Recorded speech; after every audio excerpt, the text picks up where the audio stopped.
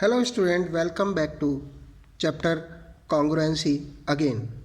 Now इससे पहले हमने पिछले वीडियो में पढ़ा था कि congruency कंडीशन कौन कौन सी होती हैं।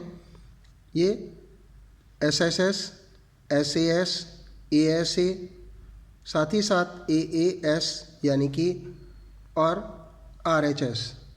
That means SSS means side congruency condition. SAS means side angle side and ASA means angle side angle और AAS means angle side और RHS means right angle hypotenuse and side. Now our question number 1 is that state the correspondence between the vertices, sides and angles of the following pair of congruent triangle. तो student जिन बच्चों ने पिछला video नहीं देखा है तो वो पिछले वीडियो को देखें जिससे कि आपको सभी कंटेंट्स क्लियर हो जाएं. तो नाउ फर्स्ट पार्ट है triangle ABC is congruent to triangle EFD. अब इनके करस्पॉन्डिंग पार्ट कौन से होंगे, यानी कि सबसे पहले हम बात करते हैं एंगल्स की. तो दैट इज़ एंगल A का करस्पॉन्डिंग एंगल होगा नेक्स्ट ट्रायंगल में angle E. Similarly B angle का करस्पॉन्डिंग एंगल होगा एंगल F. एंगल C का करस्पॉन्डिंग एंगल होगा एंगल D. अब बात करते हैं साइड्स की. तो साइड AB की करस्पॉन्डिंग साइड होगी EF एंड BC की corresponding side FD. Similarly AC की करस्पॉन्डिंग साइड होगी ED. Now student angle A. अब ये तो हमारे वर्टाइसेस हो गए. हमें पूछा क्या क्या हुआ था, वर्टाइसेस, साइड्स एंड एंगल्स. तो अब बारी आती है एंगल्स की. तो एंगल A इक्वल टू होगा एंगल E के, एंगल B एंगल F के और एंगल C एंगल D के. सिमिलरली इन ट्रायंगल CAB में, यानी कि पहले हमने ट्रायंगल लिया था ABC, तो हमने यहाँ पर ट्रायंगल लिया CAB और साथ ही साथ यहाँ पर है QRP.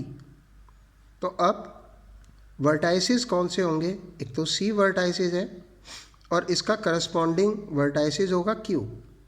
एंगल A का करस्पॉन्डिंग वर्टाइसेस R और B वर्टाइसेस का करस्पॉन्डिंग वर्टाइसेस होगा P. और अगर साइड्स की बात करें, अब बारी आती है साइड्स की. तो साइड्स CA की करस्पॉन्डिंग साइड्स होगी QR, AB की RP और साथ ही साथ CB की या BC ले सकते हैं हम. तो हमें इस ट्रायंगल में भी ऐसे ही मूव करना होगा, दैट इज़ PQ. अब एंगल्स, तो यानी कि एंगल C इक्वल होगा किसके, एंगल Q के, एंगल A एंगल R के, एंगल B एंगल P के. और तो student I hope that you will understand it clear. Now XZ triangle congruent है ट्रायंगल QPR. तो सिमिलरली हम इसे भी ऊपर वाले दो क्वेश्चंस की तरह से हम इसे भी सॉल्व कर सकते हैं. नाउ नेक्स्ट वन है हमारा गिवन बिलो, यानी कि नीचे सेकंड क्वेश्चन है given below are pairs of congruent triangle, यानी कि ये हमारे कॉन्ग्रुएंट ट्रायंगल्स हैं. अब state the property of congruency and name the congruent triangle in each case. तो स्टूडेंट ये ट्रायंगल हमें दे रखे हैं और इन पर जो भी साइड जिस साइड के इक्वल है वो भी मार्क किया हुआ है. तो अब हम यहाँ पर देखते हैं, जैसा कि हमने पढ़ा था कि दो साइड और अगर उनके बीच का इंक्लूडेड एंगल, दूसरे ट्रायंगल में दो साइड और उनके बीच का एंगल अगर इक्वल होगा तो वो ट्रायंगल कौन सी प्रॉपर्टी से कॉन्ग्रुएंट होंगे, साइड और फिर एंगल आया next, side angle and then फिर से साइड. यानी कि इस ट्रायंगल में भी हम मूव करेंगे तो साइड फिर ये एंगल एंड देन साइड, हम इसमें भी ऐसे ही मूव कर सकते हैं. तो दैट इज़ ये दोनों ट्रायंगल कौन सी प्रॉपर्टी से कॉन्ग्रुएंट होंगे, साइड, एंगल, साइड से। अब हम कैसे लिखेंगे इसको कि triangle A C B congruent होगा किससे स्टूडेंट, यानी कि सिंगल साइड से हम एंगल की तरफ हमने मूव किया, तो यानी कि यहाँ पर भी हमें कैसे मूव करना होगा, ऐसे ही मूव करना होगा, यानी कि सिंगल साइड से एंगल की तरफ मूव करेंगे and then double marked side की तरफ एंड करेंगे। तो that is A C B triangle congruent होगा डी ई एफ ट्रायंगल के। और हम इसे इस तरह से लिख सकते हैं कि triangle A B C is congruent to triangle D E F.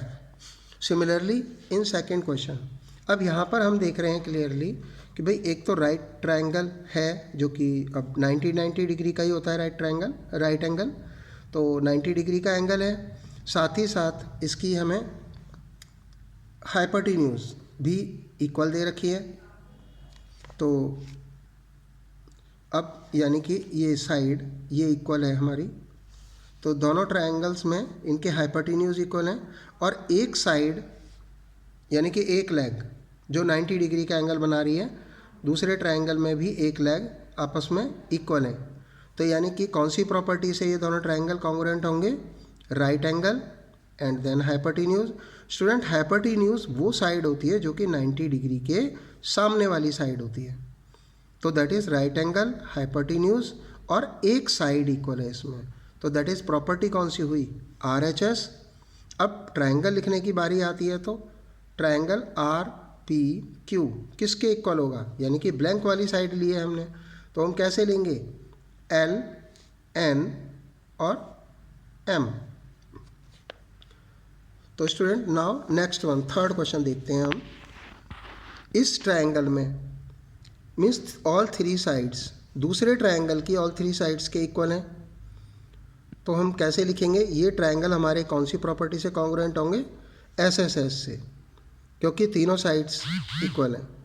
अब क्या करेंगे, अगर हम ट्रायंगल लिखते हैं YXZ, यानी कि Y X और Z, यानी कि हम इस तरीके से मूव करते हैं, तो दैट इज़ पहले सिंगल मार्क्ड लाइन आएगी, फिर डबल मार्क्ड लाइन, तो दैट इज़ TR और ये CS। तो स्टूडेंट ट्रायंगल कौन से कॉन्ग्रुएंट होंगे, यानी कि YXZ के कॉन्ग्रुएंट ट्रायंगल अगर हम लिखेंगे तो ये होगा ट्रायंगल TRS। सिमिलरली एक और हमने क्वेश्चन सॉल्व किया हुआ इधर, देखते हैं इसको। यानी कि एक ट्रायंगल हुआ, तो दैट इज़ अब यहाँ पर एक एंगल इक्वल है, फिर साइड इक्वल है और फिर दूसरा भी एंगल इक्वल है, तो यानी कि दो एंगल और उनके बीच की इंक्लूडेड साइड अगर इक्वल है तो वो ट्रायंगल हमारे कॉन्ग्रुएंट होंगे कौन सी प्रॉपर्टी से, एंगल, साइड, एंगल से। अब दैट इज़ इसको क्या बोलेंगे, ASA प्रॉपर्टी। अब ट्रायंगल DEF अगर हम इसे कॉन्ग्रुएंसी यानी कि इसके करस्पॉन्ड दूसरे ट्रायंगल को लिखेंगे तो किस तरह से लिखेंगे, दैट इज़ DEF। अब यानी कि DEF ट्रायंगल लिया, तो यानी कि ब्लैंक एंगल है, तो हमें ब्लैंक एंगल लेना है और फिर सिंगल एंगल की तरफ मूव करना है, तो दैट इज़ P और फिर सिंगल एंगल यहाँ पर है, तो that is PN and then M। तो ट्रायंगल DEF कॉन्ग्रुएंट होगा ट्रायंगल PNM के। स्टूडेंट नेक्स्ट वन क्वेश्चन यहाँ पर आप देख सकते हो क्लियरली कि यहाँ पर दो फिगर एक साथ मिला करके दी हुई है, तो इनके एंगल देखते हैं हम। एक इसमें 70 डिग्री, यानी कि दो ट्रायंगल कौन से हुए, ABC ट्रायंगल है और साथ में इधर ADC ट्रायंगल है। अब दो ट्रायंगल की कॉन्ग्रुएंसी लिखनी है, तो हम क्या करेंगे, यानी कि ये साइड हमारी कॉमन है। कॉमन का मतलब क्या हुआ कि दोनों ट्रायंगल में एक ही साइड है, तो अल्टीमेटली ये इक्वल भी होंगी दोनों ट्रायंगल में। तो अब एक साइड इक्वल है और फिर इनके दोनों जो एंगल होंगे कॉन्जिक्यूटिव एंगल्स वो भी इक्वल हैं, तो दैट इज़ कौन सी प्रॉपर्टी होगी, एंगल, साइड और एंगल। इसी तरह से इस ट्रायंगल में भी मूव करके देखते हैं, तो दैट इज़ एंगल, साइड और फिर से ये एंगल। अब अगर हमें कॉन्ग्रुएंसी कंडीशन लिखनी है तो that is A C B. अगर हम ट्रायंगल लेते हैं ए सी बी तो स्टूडेंट यहाँ पर कैसे देख रहे हैं हम कि यानी कि हमने शुरुआत कहाँ से की 50 डिग्री वाले एंगल से, और फिर कॉमन साइड, और फिर 60 डिग्री के एंगल की तरफ। तो यानी कि दूसरे ट्रायंगल को कैसे लिखेंगे ए सी डी। तो student triangle A C B congruent होगा ट्रायंगल ए सी डी के। अब नाउ थर्ड क्वेश्चन है, in figure P L is perpendicular on O A. यानी कि ये हमारी एक फिगर है, तो इसमें P L is perpendicular on O A and P M is perpendicular on O B. P M जो है वो ओ बी पर परपेंडिकुलर है, यानी कि 90 डिग्री का एंगल बना रही है। Such that P L is equal to P M. अब it is given in question that P L, तो यानी कि इसको हम मार्क कर सकते हैं, यानी कि ये जो पी एल है ये किसके इक्वल है, पी एम के इक्वल है, तो सिंगल साइड से डिनोट कर सकते हैं हम इसको। अब वो कह रहा है is triangle P L O congruent होगा पी एम ओ के, यानी कि पी एल ओ यानी कि ये वाला ट्रायंगल और पी एम ओ इस ट्रायंगल के कॉन्ग्रुएंट होगा। चलो देखते हैं। अब give reason in support of your answer. Now it is our question. Now in triangle P L O में and triangle P M O में अब हम देखते हैं कि कौन सा, यानी कि एक तो 90 डिग्री का एंगल है, यहाँ पे परपेंडिकुलर दे रखा है, उसे हमने मार्क कर दिया पहले, फिर एक साइड इक्वल है। अब स्टूडेंट यहाँ देखते हैं कि ये जो साइड है यानी कि 90 डिग्री की opposite side that is hypotenuse, तो दैट इज़ ये इक्वल है क्योंकि दोनों में कॉमन है। तो दैट इज़ ये ट्रायंगल, सबसे पहले हम सोचते हैं कि ये ट्रायंगल कौन सी प्रॉपर्टी से कॉन्ग्रुएंट होंगे, तो ये ट्रायंगल कॉन्ग्रुएंट होंगे RHS प्रॉपर्टी से। अब हम लिखते हैं RHS मीन्स पहले राइट एंगल लिखेंगे, तो यानी कि angle O L P. Clear student, angle O L P, क्योंकि जो एंगल हमें शो करना होता है उसे हम बीच में लिखते हैं। Similarly in means angle O M P ये इक्वल है 90 डिग्री के, क्योंकि given that P L is perpendicular on O A and P M is perpendicular on O B, इसलिए ये 90 डिग्री के हैं। Student keep it in your mind that whatever you will return here, now you have to give the reason for that, otherwise your marks will be deducted. तो means जो भी statement आप लिख रहे हो उसका रीजन देना बहुत ही ज़रूरी होता है। तो दैट इज़, अब ये जो फर्स्ट स्टेटमेंट लिखी उसका रीजन तो हमने दे दिया। अब नेक्स्ट वाला रीजन क्या है, अब राइट एंगल तो हो गया, दैट इज़ अब बारी आती है किसकी, हाइपोटेन्यूज की। तो यानी कि O P is equal to O P, that is common. अब यहाँ पर ओ पी देखते हैं, ये देखो स्टूडेंट यहाँ पर O P is equal to O P क्यों इक्वल है, क्योंकि हमने रीजन दिया कि भाई ये कॉमन है।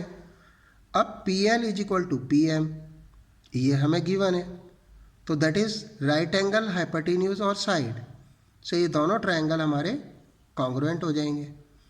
तो that is by RHS congruency condition से ये दोनों ट्रायंगल कॉन्ग्रुएंट हो गए। तो student listen video and try to understand the questions. In case of any difficulty you can ask me. Thanks.